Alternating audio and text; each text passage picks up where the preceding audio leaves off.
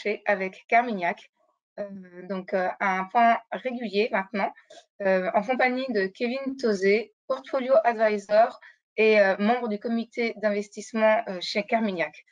Bonjour Kevin et Bonjour Imane et bonjour à toutes et à tous. merci d'être présent. Alors, comme à l'accoutumée, on va commencer par les principaux indicateurs, puis nous continuerons avec l'actualité macroéconomique, l'actualité microéconomique, le message du jour et enfin une idée d'allocation. Tout d'abord sur les évolutions macroéconomiques. Alors, mon cher Kevin, que peux-tu nous dire? Alors, enfin, on peut peut-être passer en revue ce qui s'est passé sur la semaine sur les marchés. Donc, vous avez ici voilà, un tableau qui résume ça. C'est vrai que la semaine dernière, on avait justement mentionné le fait que ce qui se passait en Russie était relativement contenu à la Russie. On avait même eu des marchés d'actions internationaux qui étaient en territoire positif, hein, alors même qu'il y a une crise absolument majeure qui se passe à quelques milliers de kilomètres de chez nous. Alors, la semaine dernière, on a clairement eu, alors il y a une petite typo, hein, c'est jusqu'au 4 mars et pas jusqu'au 1er mars, on a bien eu un vrai mouvement adverse au risque, hein, et on le voit, donc les actions mondiales qui sont en forte baisse, hein, près de moins 3% en devise locale. Alors on voit aussi sur la dynamique, voilà, les actions américaines sont en recul de 1%, là où les actions européennes elles sont en recul de 10%, et clairement bien parce que ce qui se passe, ça se passe beaucoup plus près de chez nous que des États-Unis. Alors dans les pays émergents, on voit une baisse qui semble aussi là aussi relativement contenue, hein. Là aussi, il y a des phénomènes intéressants qui se mettent en place, c'est-à-dire que on a vu voilà, clairement, hein, les actifs russes ou liés au complexe russe qui ont souffert très largement. Mais dans le même temps, on a d'autres marchés émergents, et par exemple le Brésil, plus globalement l'Amérique latine, qui eux se comportent très bien, hein, parce que ce qui fait peur, et on va y revenir, c'est notamment toute la dynamique inflationniste, hein, et les perspectives de voir moins d'exportations d'énergie fossile venant de Russie, moins d'exportations de matières agricoles venant de Russie et d'Ukraine. Et ça, ce sont deux ressources qu'on trouve très largement dans les pays d'Amérique latine, et notamment au Brésil, hein, qui exporte non seulement des matières premières fossiles, mais aussi beaucoup de matières premières alimentaires, avec une industrie, par exemple, des protéines qui est extrêmement importante. Donc, on le disait, en zone euro, c'est là que on va dire, le plus gros du mouvement adverse au risque s'est exprimé. Alors parce que voilà, clairement, on est les plus exposés, et notamment les plus exposés aux exportations russes. Alors, sur les marchés obligataires, qu'est-ce qu'on a vu? Vous le voyez ici sur le tableau du milieu, les taux à 10 ans donc, sont baissés, hein, ils sont plus bas aujourd'hui qu'ils ne l'étaient il y a une semaine, et ça, tant en zone euro qu'aux États-Unis. Alors, on peut noter que le retrait ou la baisse des taux, elle a quand même été relativement contenue, hein, elle est importante, moins 20, moins 30 BP, mais beaucoup moins importante que le choc qu'on a pu voir sur les marchés d'actifs risqués. Alors ça s'explique aussi pourquoi. Eh bien parce que, on le disait la semaine dernière, hein, cette perspective de stagflation, hein, donc d'environnement de croissance économique qui reste atone, on va dire, dans le meilleur des cas, et une inflation qui reste là, eh bien ça donne une forme de plancher sur le niveau de taux d'intérêt. Donc cette baisse de taux, elle s'est quand même accompagnée donc par une remontée des prix, vous le voyez, hein, la performance des indicateurs des indices obligataires est en positif sur la semaine. Là aussi, hein, ça contraste fortement avec la dynamique qu'on avait jusque-là, avec les perspectives de voir les banquiers centraux durcir leur politique monétaire davantage. D'ailleurs, on a une réunion de la Banque centrale européenne cette semaine qui devrait sans doute, on va dire, relever un peu le pied, hein, de la pédale de frein, et voilà, sans doute adopter un ton moins dur, hein, que ce que Madame Lagarde a pu le faire en début d'année. Et puis, voilà, sur la colonne de droite, je pense que ça résume parfaitement ce qui s'est passé la semaine dernière. Donc, les craintes sur le pétrole, la possibilité, l'éventualité d'avoir un embargo, hein, donc que le monde américain et le monde européen décident de se passer des importations de pétrole et de gaz russe, et l'impact très fort que ça a eu sur le pétrole. L'or, hein, qui a largement aussi bien performé, hein, plus de 4% sur la semaine. Alors là, on l'exprime en l'euro-dollar, mais le dollar aussi, hein, qui est un actif refuge, lui, s'est apprécié de près de 3%, et puis la volatilité là qui continue de remonter. Donc ça exprime bien cet environnement adverse au risque.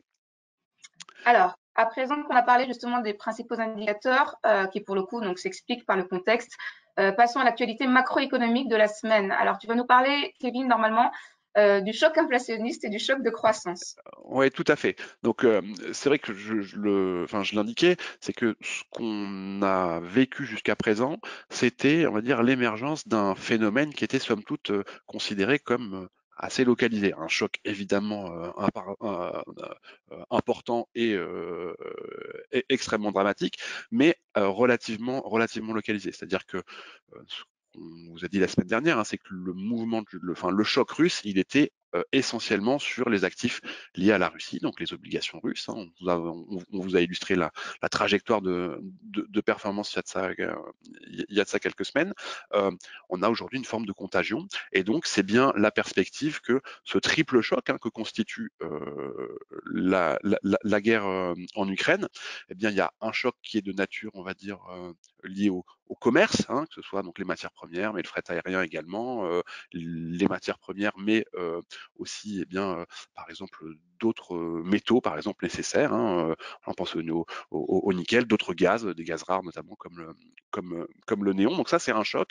Le deuxième choc, c'est un choc de confiance, hein, parce que qui dit guerre dit bien moindre velléité à consommer potentiellement, risque d'escalade, risque de sanctions aussi, et puis un troisième choc qui est de nature financière. Et c'est vrai que le principal, on va dire, canal de transmission dans l'économie mondiale, eh bien, c'est essentiellement via le choc des matières premières et donc ce choc inflationniste. Et donc, on le voit ici.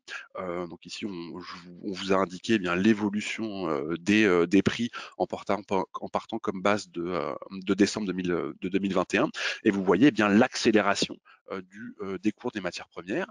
Alors, des matières premières, encore une fois, fossiles, hein, le pétrole, mais aussi les métaux. Hein, donc, voilà, le minerai de fer, hein, qui est en hausse de 20% sur l'année. Le nickel qui lui a carrément une trajectoire exponentielle, hein, et puis bien aussi également le blé. Et ça, eh bien cette flambée des matières premières, eh bien elle se retrouve sur ce graphique de droite, où là ce qu'on vous a indiqué, eh bien ce sont l'évolution des anticipations d'inflation aux États-Unis et en Allemagne, on va dire en zone euro. Et on voit que cette flambée des prix de matières premières, eh bien, elle vient se refléter sur les anticipations d'inflation et sur les anticipations d'inflation de long terme, hein. Je vous ai mis ici des anticipations d'inflation à 10 ans. Et là aussi, on voit le mouvement absolument massif, hein, qu'on a pu voir par exemple sur des anticipations d'inflation en Allemagne qui étaient un peu en deçà de 2% et qui ont littéralement sauté. Donc, ce qui est anticipé, c'est que eh bien, ce choc inflationniste il soit plus que ponctuel et eh bien on soit dans un environnement où l'inflation sera beaucoup plus prégnante que par le passé. Alors ça c'est sur l'inflation, mais c'est vrai que voilà ce choc inflationniste, eh bien les craintes, c'est que il se transforme en une forme de eh bien choc de croissance. Et là aussi, hein, quand on vous montre la performance des marchés d'actions sur la semaine, voilà, ce qui est anticipé par les marchés, hein, je suis pas en train de vous dire que c'est ce qui va se passer, mais c'est ce qui est anticipé, c'est que eh bien cette inflation va venir nourrir des craintes de récession. Et c'est bien ça qui se passe, hein. Vous voyez le mouvement de baisse massif qu'on a vu sur les marchés d'actions européens. La dernière fois, on a vu des mouvements tels, eh bien, c'était dans le sillage de crises comme celle du Covid, par exemple, ou celle plus liée, on va dire, aux problématiques de la dette ou d'intégration européenne, ou avant ça sur les craintes liées à la croissance mondiale. Et c'est pareil sur les marchés du crédit. Donc là, je vous ai mis sur la partie de droite, eh bien, l'évolution des primes de risque, hein, sur les marchés du crédit, mais qu'elles ont aussi fortement remonté. Donc c'est bien ça qui fait peur à beaucoup de monde, c'est que bien en effet, cette hausse des prix, ben, qu'est-ce qu'elle vient de faire? Eh bien, elle vient de prendre le consommateur à la gorge, et donc il ne viendra plus consommer, donc ce qui induira des risques récessionnistes. Et puis, il pose aussi des questions sur eh bien l'évolution des marges des entreprises. Donc ça, c'est voilà, des choses qu'il faut avoir en tête.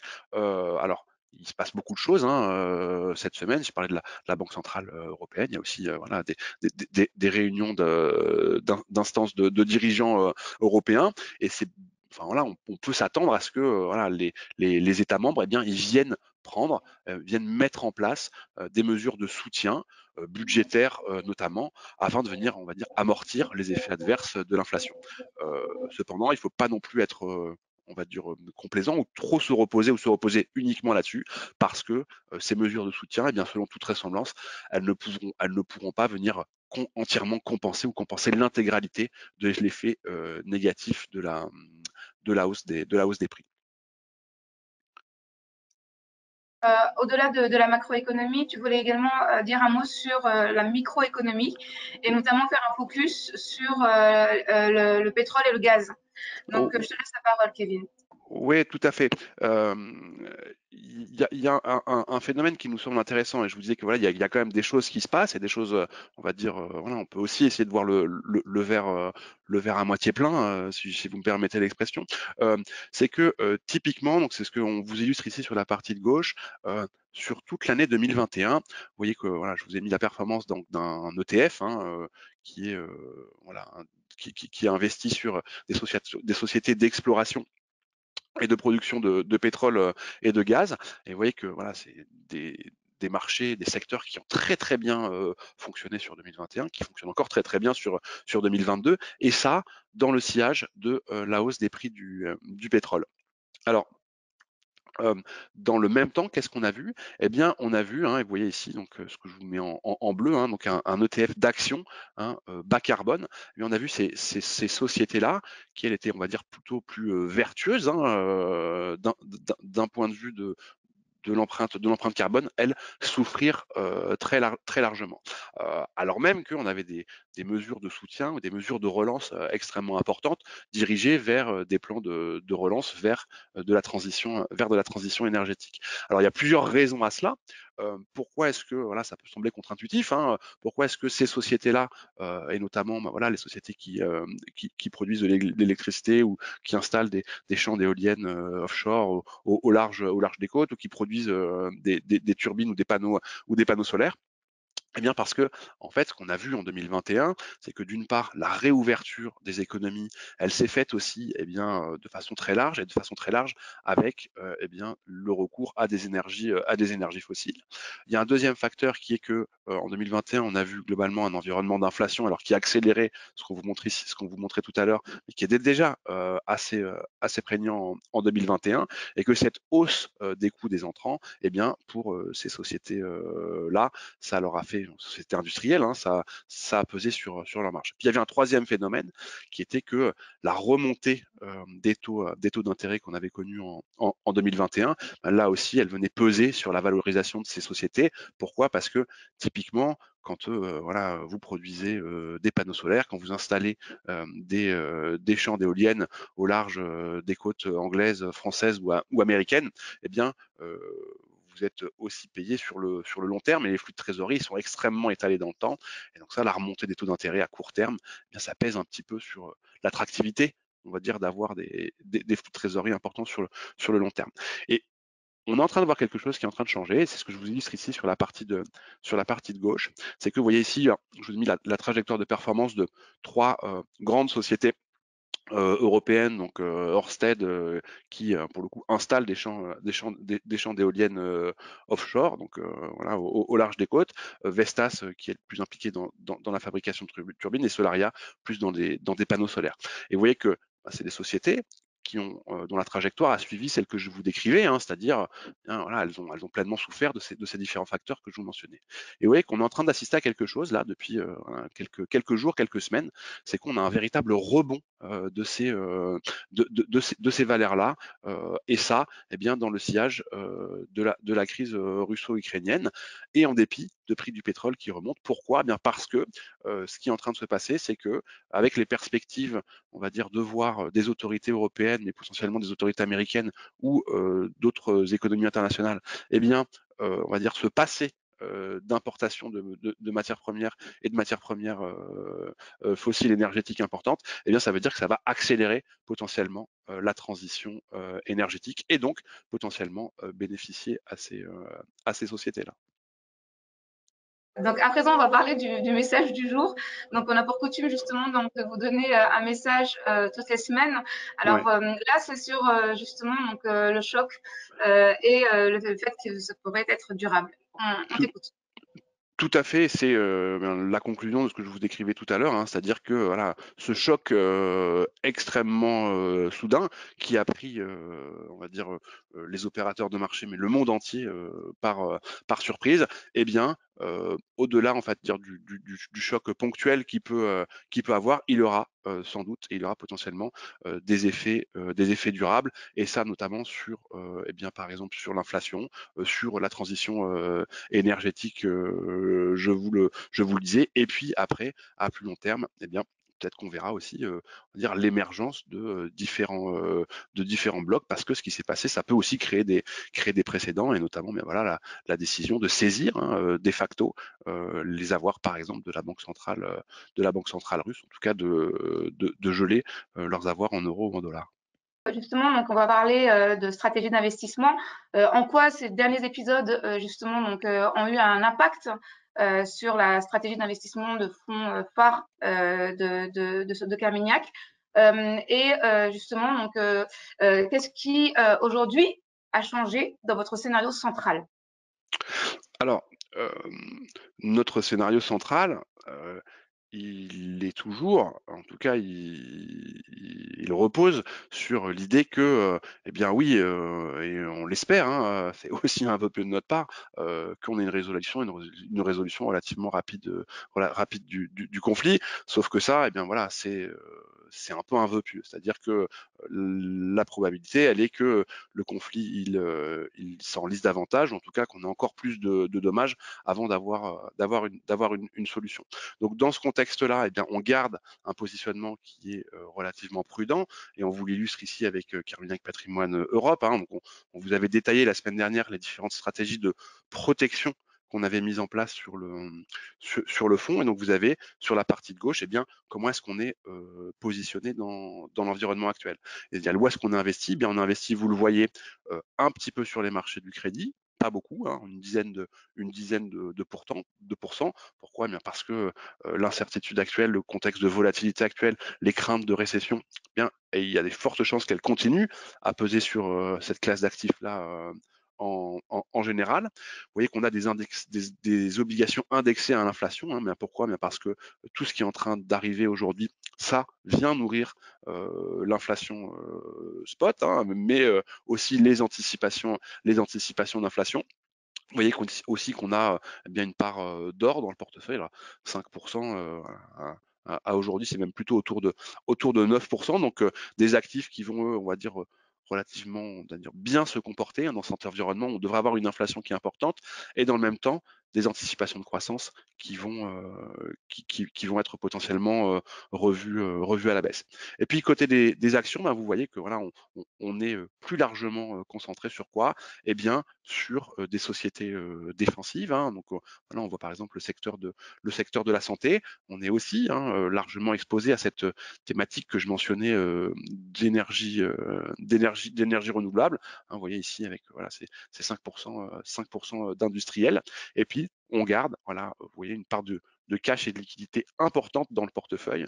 Pourquoi? Parce que là, c'est sans doute encore un peu tôt pour le faire, mais viendra le moment où il conviendra de se réexposer au marché pour venir eh bien, voilà, capter on va dire, la performance de long terme dont font preuve les marchés d'actions et les marchés du crédit. Donc ça, c'est sur le positionnement. Et puis ensuite, vous voyez sur la partie gestion des risques, on a une exposition au marché d'actions qui est relativement faible, autour de 10%, assez peu de risques de taux dans le portefeuille, hein, on est relativement neutre. Et puis on achète des protections sur les marchés du crédit, parce qu'on ne veut pas forcément vendre les obligations qu'on détient dans le portefeuille. Hein, on pense qu'elles ont qu'elles sont très prometteuses dans le futur, mais on veut couvrir ce risque-là.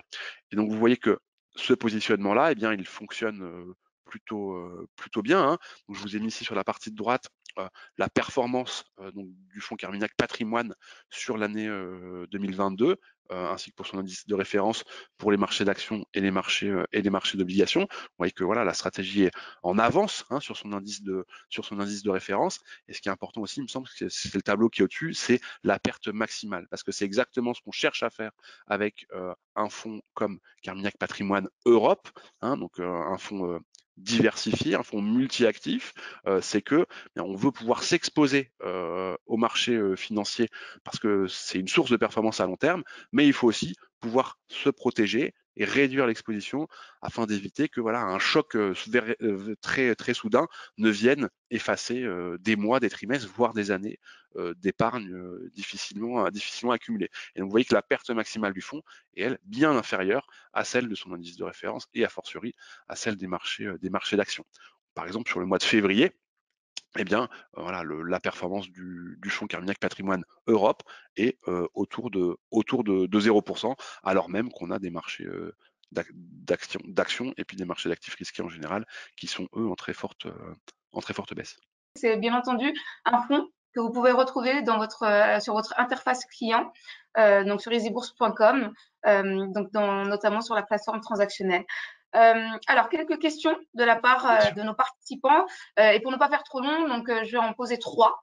Oui. Kevin, la première, c'est a priori, on pense que justement, enfin, il semble que l'inflation soit plus responsable de la chute des bourses dernièrement que les événements en Russie. Est-ce que tu corrobores plutôt cette constatation? Oui, alors après, il y a aussi une histoire de vase communicant, hein. C'est-à-dire que le phénomène, on va dire, russe, en tout cas la crise russe et la crise en Ukraine, elle a dans un premier temps surtout affecté les actifs russes et les actifs ukrainiens. Hein, où là, par exemple, sur les marchés obligataires, ce qui est anticipé, c'est que voilà, les emprunteurs russes, par exemple, n'arriveront pas à honorer leur dette. Donc là, il y a des développements de ce côté-là, mais c'était surtout ça qui était anticipé. Et puis, dans le sillage de ça, on avait une forme de contagion, mais une contagion relativement restreinte, essentiellement par exemple au secteur bancaire. Hein, donc voilà, il y avait des grandes banques, qu'elles soient françaises ou autrichiennes, qui sont, on va dire, plus ou moins exposées à la Russie, qui elles ont beaucoup souffert. Mais c'est aussi vrai d'autres acteurs et d'autres secteurs. Hein. Si je regarde par exemple la performance d'un fabricant d'automobiles comme Renault, par exemple, qui est exposé à la Russie, eh bien ça a très très fortement corrigé. Pareil sur voilà, des sociétés comme voilà, McDonald's, par exemple, qui est aussi exposé à la Russie, ça a aussi très très fortement, très fortement corrigé. Donc c'est vrai que la crise russo-ukrainienne, le conflit russo-ukrainien, il a dans un premier temps touché des pans du marché qui étaient les plus exposés. Et ce qu'on a vu sur la fin de la semaine dernière, c'est que, eh bien, oui, c'est bien les craintes d'inflation, mais des craintes d'inflation qui sont davantage nourries par ce qui se passe en Russie et en Ukraine, parce que ce sont deux économies qui exportent beaucoup de matières premières, encore une fois, qu'elles soient, on pense tout de suite voilà, au gaz ou au pétrole, mais il y a aussi, par exemple, du blé, du poulet, par exemple, hein, qui est exposé d'Ukraine vers l'Égypte. Et on a aussi vu, par exemple, l'Égypte contre-performer dans cet environnement-là. D'accord. Deux autres questions. La première, donc sur Carmignac Émergent, la question donc que l'on retrouve du coup à la fois dans notre activité bourse et dans notre activité assurance vie. Donc Carmignac Ouais. Émergent, est-ce que ce fonds peut bénéficier d'un environnement de hausse du prix du pétrole et de baisse de la croissance de l'Europe en particulier? Alors, on va dire, c'est pas évident comme question, hein. Carmignac Émergent, c'est un fonds, voilà, on investit sur des actions émergentes. Voilà, on est aussi, on va dire, tributaire ou dépendant de la performance des marchés émergents dans leur ensemble. Mais ce que je décrivais, par exemple, tout à l'heure, eh bien, c'est des choses sur lesquelles Carmignac Émergent est positionné. C'est-à-dire que, voilà, la surperformance, par exemple, du Brésil, hein, qui, encore une fois, sur la semaine dernière, fait à peu près 3% de performance positive, alors que la Russie, elle en fait moins 40. Hein. Donc voilà, faut avoir ça en tête aussi. Donc c'est des choses c'est des thématiques sur lesquelles nous on est positionné. Par exemple, on est investi et exposé à des marchés comme le Brésil. À l'inverse, on est un peu plus prudent sur des économies ou des marchés d'actions qui, eux, sont, on va dire, seront plus négativement affectés par ce qui se passe. Donc ça peut être le cas voilà, dans des pays d'Europe émergente, hein, où on est globalement pas du tout, très peu exposé. On peut aussi avoir des couvertures, hein, sur certains pays.